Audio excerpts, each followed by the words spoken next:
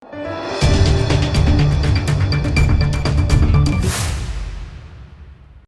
તારીખ 20મી ફેબ્રુઆરીના રોજ અંદાજે 17:30 એટલે કે સાંજના 5:30 વાગ્યાના અરસામાં અહીં Palsana police station Surat rural ખાતે યોગી વિલા એપાર્ટમેન્ટની નીચે 3 વર્ષની બાળકી રમત રમતી હતી ત્યારે એ બાળકીના ઘરે અવારનવાર રેગ્યુલર આવતા અને બાળકીના પરિવાર સાથે સંપર્કમાં રહેલ જાન મોહમ્મદ શાહ નામના વ્યક્તિએ આ દીકરીને પોતાની મોટરસાયકલ નંબર GJ05DL 2511 બેસાડી અને એને કોસલાવી ને લઈ ગયેલ, અપહરણ કરેલ. જે બાબતે પરિવારજનોએ પોલીસનો સંપર્ક કરતા તાત્કાલિક ધોરણે ડીવાયએસપી બારડોલીના સુપરવિઝનમાં પલસાણા પોલીસ ઇન્સ્પેક્ટર અને LCB પોલીસ ઇન્સ્પેક્ટરની ટીમો સતત કામે લાગેલી અને પ્રાથમિક વિગતોથી માહિતગાર થતા આ કામના આરોપીએ ફરિયાદીની પુત્રીને લઈ જઈ અને ફરિયાદીએ આ કામના આરોપીને પોતાની દીકરી સાથે લગ્ન કરવાની જે વાત કરેલ હતી અને એ લગ્ન કરાવેલ નહોતા તથા આ આરોપીએ આ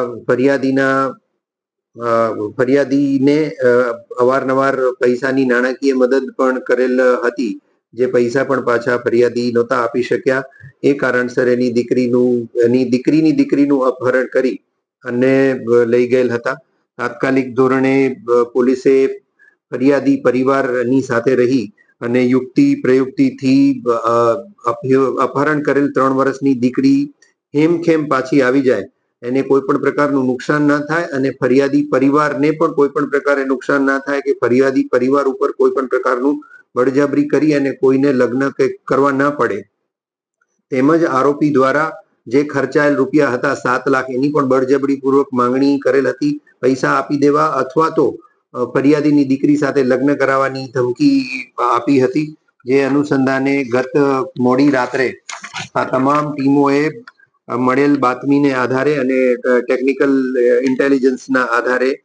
2 આરોપીની ધરપકડ કરેલ છે. એમાં જાન મોહમ્મદ ઝહીરુદ્દીન શાહ 32 વર્ષની ઉંમર છે, હાલ અહીં મહાલક્ષ્મી રેસિડેન્સી પલસાણા રહે છે અને જે મૂળ કુશીનગર ઉત્તર પ્રદેશનો રહેવાસી છે એ, તથા એને મદદ કરનાર દિલીપ પરથિંગ કટારા મૂળ અમરોલી સુરત અને મૂળ રાજસ્થાનનો રહેવાસી છે. એ બંને આરોપીની ધરપકડ કરેલી છે અને હેમખેમ 3 વર્ષની દીકરીને કોઈ પણ પ્રકારની ખરોચ પણ આવ્યા વગર ગણતરીના કલાકોમાં જ એને હેમખેમ પરત કરી અને એને પોતાના પરિવારની સાથે સોંપી દેવામાં આવેલ છે. આ બનાવ અનુસંધાને